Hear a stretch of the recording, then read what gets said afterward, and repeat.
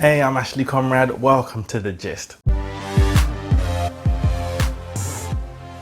So let's start with some good news. Munroe Bergdorf is writing a book. Now this is actually going to be a really good book. It's going to be hot.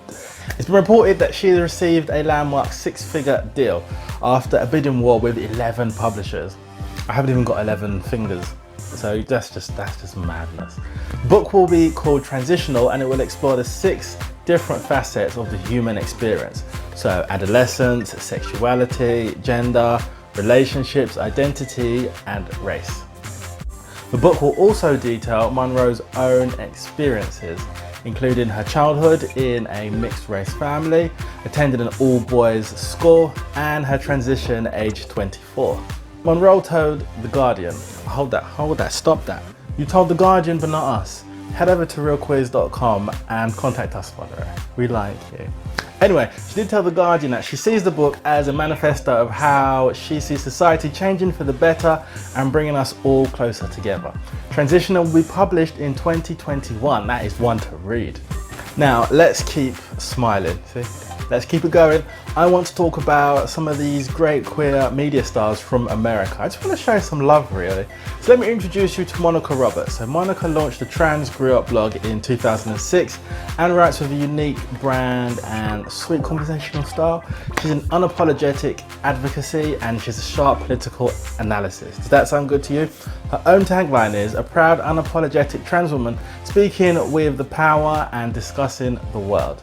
Next, we have Jonathan Capehart. Now, he's a columnist for the Washington Post and host of the Cape Up podcast and political commentator for MSNBC. Now, this man is sharp and he offers up insight about the intersection of queer and black politics. Definitely check out these two. You'll definitely be feeling proud. Now, don't you just love someone with loose lips? Donald Trump's niece, Mary Trump, is saying she stayed in the closet because her family is homophobic. Mary is now happily married to her wife and they do share a daughter together. But her book is called Too Much and Never Enough: How My Family Created the World's Most Dangerous Man.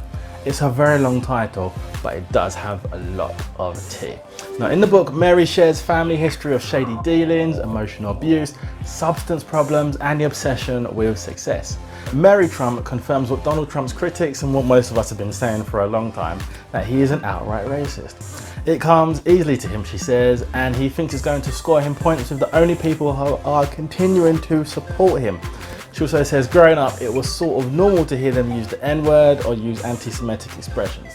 Donald Trump has since come out and said Mary was not a family favourite and we didn't have a lot of respect or we didn't really even like her. Did she hit a nerve, Donald? So, Sudan has abolished the death penalty for gay sex. This is part of a series of human rights reforms in East and Central Africa. Now, Gabon and Angola also decriminalised homosexuality in the past 18 months. Sounds good. But sadly, the abolition of the death penalty in Sudan still isn't quite good enough, because same-sex relations will remain outlawed and those found guilty could be punished with up to 7 years in prison. Now, over here in the UK, the Office of National Statistics has published data on the gender identity of victims for the very first time. Now, I don't personally like the word victims, but we've got some information and it's interesting. However, the actual crime was not specified. Now, figures reveal that more than 1 in 4 trans people, or 28%, have experienced crime in the year ending March 2020. Those who identified as gay, lesbian or bisexual were 21% more likely to have experienced a crime than heterosexual people. Elsewhere, the report broke down how much of a role race and ethnicity played. So 20% of victims were of mixed or multiple ethnic backgrounds. 15% were Asian and 13% were white. Let's just not go down the dirt road that America is on. Let's just stay loving each other and developing here, yeah? And finally, I want to share with you some good news.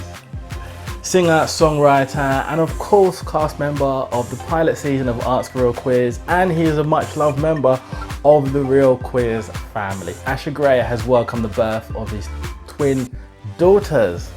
We would obviously like to say huge congratulations to Asher. You're going to be a great father. I'm Ashley Conrad, that's The Gist this week.